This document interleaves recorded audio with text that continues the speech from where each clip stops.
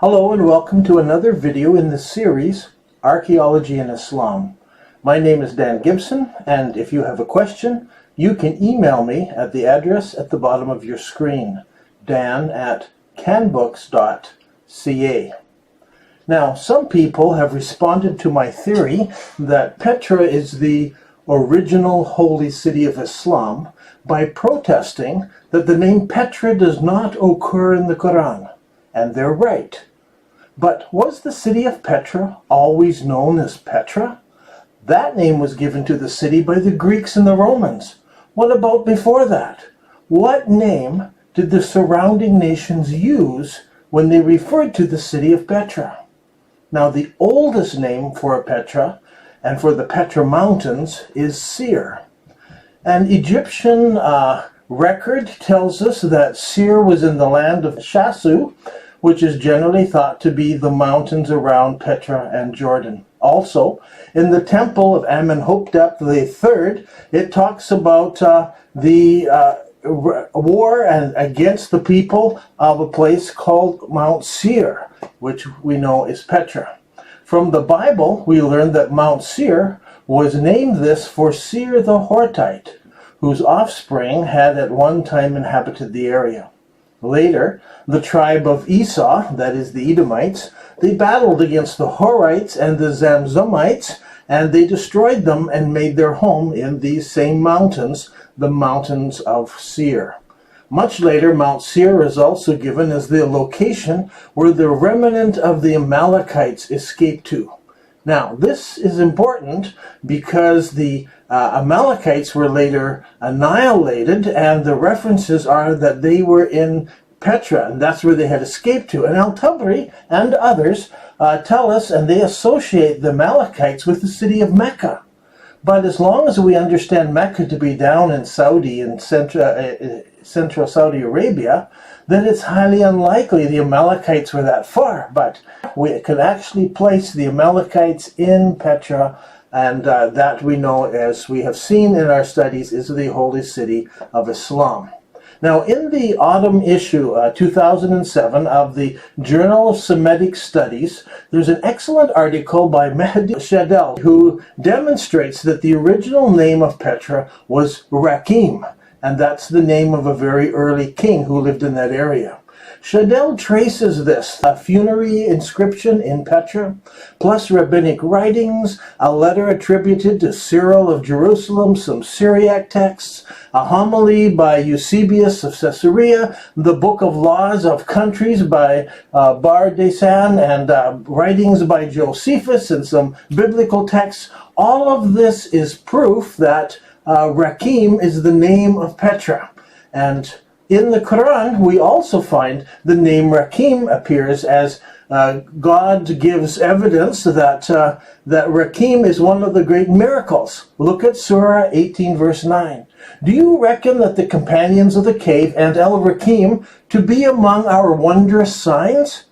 Now, the location of the city of Rakim, or Petra as we know it today, is in a crevice between two mountains filled with majestic carvings that must have seemed to the listeners of the Quran to indeed have been a sign from God. However, many commentators on the Quran all down through history who didn't know anything about Petra and its association with Rakim, they thought maybe that's the name of a dog. The dog that was the seven sleepers had. These seven sleepers, they fell asleep for several hundred years, and when they woke up, it was called This is a Miracle, and also Rakim is called This is a Miracle. And so you can read about that in Shadel's article and find out what it says.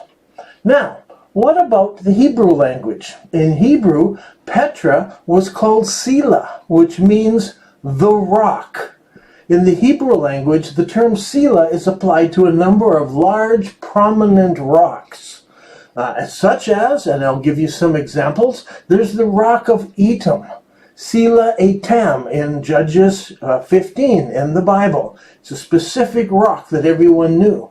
There's the rock of Rimmon, or Sela Rimon, in Judges chapter 20. And this was a place that people knew. They would call it the rock. There's the rock of Mahaloka. You find that in 1 Samuel and it's a place called the Rock. But the Hebrew scriptures also mention a rock, Sela, in the south, but no other name is attached to it. Everyone seemed to know where it was. It was the Rock. It was a place called Sela. Now, in the Greek language, the rock is Petra. That's the word we know it today. It's from the Greek. And it refers to a mass of connected rock, which is distinct from Petros, which is a detached rock or a boulder. So it means a big rock. Pliny the Elder, who's writing about 70 AD, he mentions the rock, and he calls it Petra, and it's the capital of the Nabateans and the center of their caravan trade. Now, there's an ancient Roman road map that dates back to the 3rd century, and it marks Petra as an important site on the Roman road known as the Via Nova Terraiana, which is named after one of the emperors. Later, under Constantine, the city of Petra became the seat of a bishopric. There was a church there, and in the 5th century, Petra was an administrative center for the Byzantine province of Palestine, Tertia. So it was a state that it was a capital of. And there's been some discussion as to maybe the name, the rock, Petra, was also applied to a much earlier account of the Greeks and Antigonus, who attacks this large rock. But that is about 50 miles away near the Edomite capital of Busera. So it is not here. That is a separate rock. So that is the one that Antigonus attacked, also known as the Rock. So we can be confused because there are two rocks. One Sela and the other one not. So the Roman maps talk about Petria. That's plural. The two rocks. And so Antigonus attacks one rock, you'll see it on the map, and Petra becomes the second rock. And so that's why we have a state called Petria, which is the two great rocks. Now the city of Petra also had another Roman name. The Roman Hadrian visited Petra in 130 AD on his grand tour of the Roman Empire, and he gave the city his name after him, Hadrian Petra. And so that's the name that Roman records used. Now in 1993, archaeologists were excavating a Byzantine church in Petra when they discovered some burned up scrolls that, and they used various techniques and laid them out and discovered they could read them. These are burnt papyri. And they discovered that these were the records of Theodosa, the son of Obadias, and his family who lived in Petra around 537 to 593. This would be during the time just before the prophet Muhammad was born, up until about he was in his 20s. And these records contain economic and legal documents about this family living in Petra, but a Christian family, not a pagan family. From the papyri, we discovered that Petra had the name Imperial Colony Antonia. Now, that's an interesting name. It was an imperial colony. It is interesting to note that honorific titles were used by these Byzantines. So they used things like the most honorable, you see it on your screen, the most religious, or the most brilliant, or the most pious, and so forth. They love to use these kinds of names. And in early Muslim writings, we find honorific titles are being used in Islam also. Very similar. Medina al-Munawwara. We have Karbala, the Muqaddasa, the Al-Quran al-Karim, and so forth. Sorry. And so just in the same way, they were using these kinds of things. Now, the emperor, Elagabalus, he bestowed a name on it. He called Petra the mother of all colonies. This was an honorific title. We see it as early as the 3rd century, and it also occurs in the 6th century in the Petra papyri, the mother of all colonies. Now, eventually this term became associated with the English term we have today, metropolis. But if you understand, it originally meant the mother of all colonies. Now, a very similar term appears in the Qur'an, and it's used as a reference to Mecca. In Surah 692 and in 42:5, Mecca is called the mother of all settlements, or Qura. It's a common thing today for translators to carelessly say the mother of all cities, but the Qur'an specifically uses a term for settlements, qura, not cities. That would have been mudun. Notice that the Greek does not use the word cities either. And so the Greek and the Arabic agree here in their use of the term, and both of them call the holy city the mother of all settlements. The Petra papyri also revealed another term for the city of Petra, a unique term, not used in the Roman Empire, and it means blessed or noble. Getting an exact meaning of this word is difficult, as around this time, the meaning of this word was changing. Originally it meant noble, even blessed, but at this time the Christian world began to use the term meaning holy. And so the Petra papyri, they used this term and they apply it to churches and other big buildings, even tombs and civic buildings. They're called noble. Hence the exact meaning of this word at this time remains uncertain. Neither holy, nor noble, nor blessed, it would apply to a city. It's a strange name, but that's the name that Petra had, a very unique name, and the people in Petra were very proud of their name, the holy and the blessed, or the noble city. This resonates with the terms that the early Muslims applied to the city of Mecca, such as Mecca al-Mukarramah or Becca al-Mubaraka, and so forth. Now, the city of Petra was a divided city. From the Petra papyri, some people have assumed that Petra was Christianized. It was a Christian city. After all, the papyri speaks only of Christians. Other Byzantine writings speak of churches and cathedrals, even the bishop who was there, and so forth. The bishop was sent off to the Council of Alexandria in 231 AD. However, it must be remembered the Petra papyri were found in a church, and they were legal records of only one family. They're not history. They don't have births and marriages and deaths, but they have buying and selling and legal arguments over the ownership of land and so forth. They're not historical records of what is happening on a wider scale, even in the city. So we need to turn to archaeology and try to discover what is the setting for these ancient papyri. And from a survey of buildings in Petra, it becomes obvious that the Christians occupied only a small sector of the city. All of the Christian churches, their Christian buildings, and the Christian tombs are located in one area of the city. The rest of the city appears to have maintained its polytheistic pagan identity. What is fascinating is that while the Christian sector of Petra was mostly in the northeast of the city, the polytheists occupied the center of the city, and most of the Islamic locations are located in the south of the city, except for the Kaaba building, which is on the main street, right beside some of the great pagan temples. Now, the polytheists, Muslims and Christians, would have all used the grand processional way that comes down the Sikh and through the colonnaded street, and then they would go to their respective places of worship. Due to the religious nature of the city, the name Blessed Mother of Settlements or Colonies seems to apply perfectly in this situation. Petra was the blessed or holy city. It's not unusual for a city to be divided into various ethnic or religious quarters, where events in one quarter are barely noticed in the other quarter of the city. And so we find that it's not surprising to read in the Islamic records that there was antagonism between the polytheists and the Romans.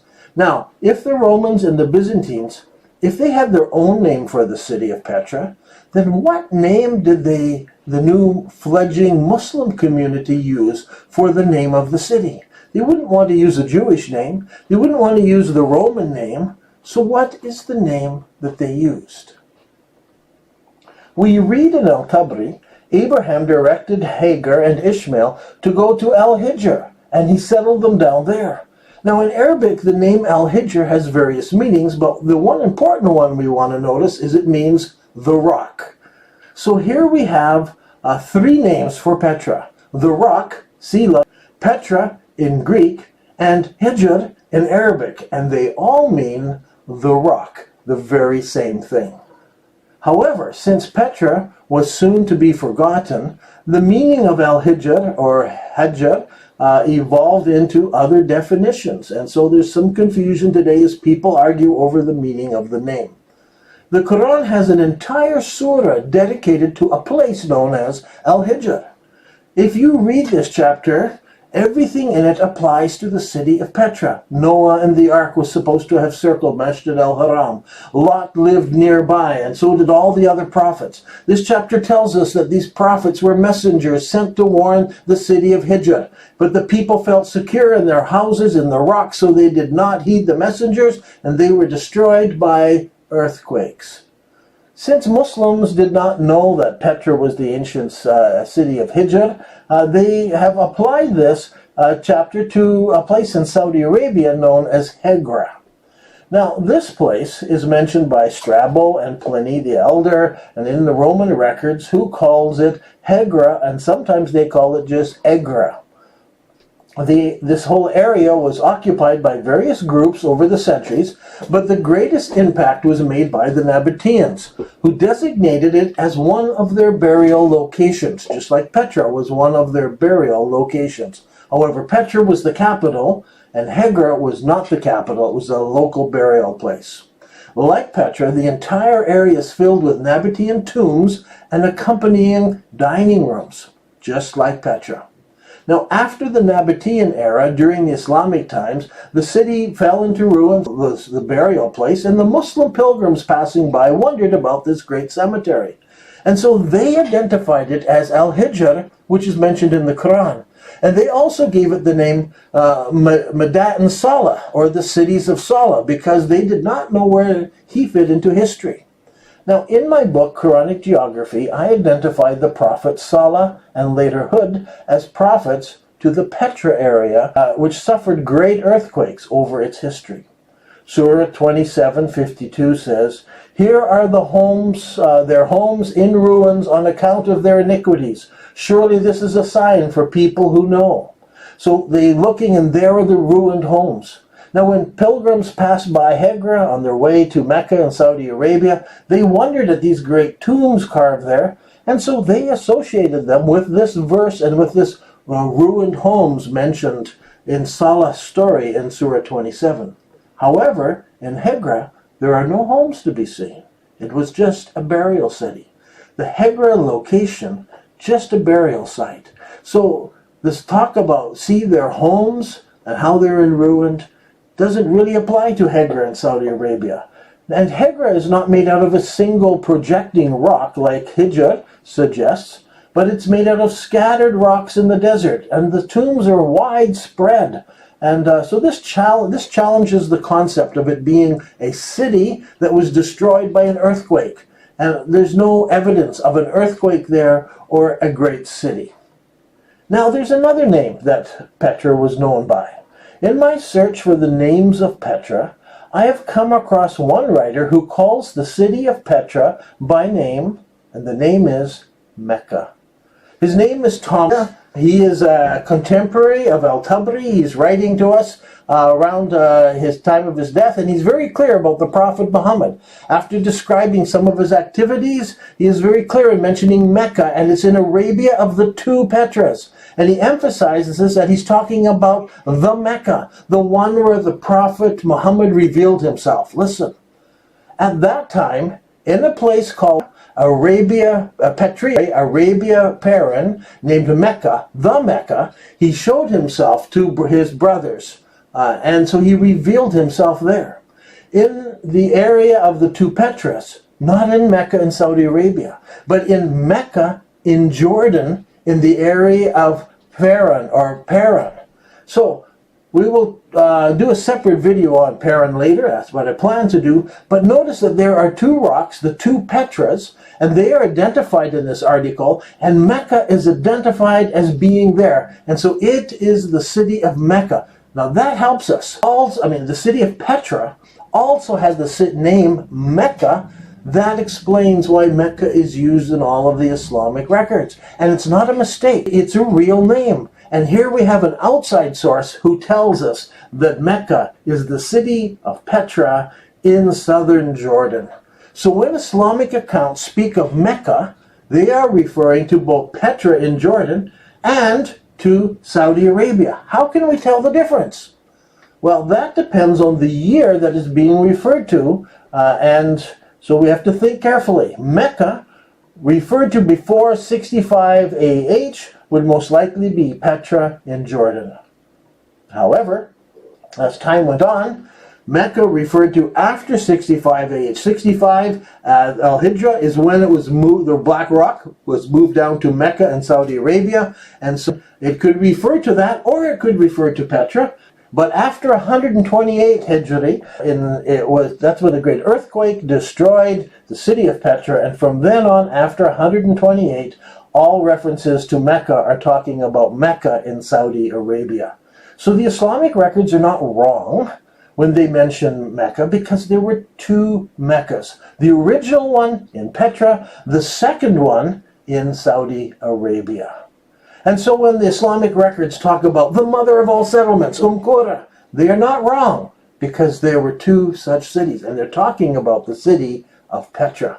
The key to knowing what we're talking about is when the Kaaba was moved from Petra to Mecca in Saudi Arabia, and the name Mecca was applied to both cities. Is Petra mentioned in the Qur'an? I think it is.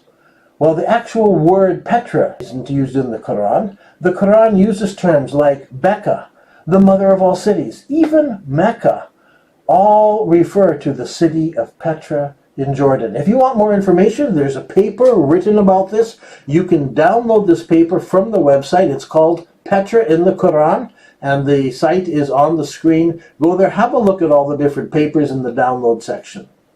I am Dan Gibson, and this has been another video in the series on archaeology and Islam.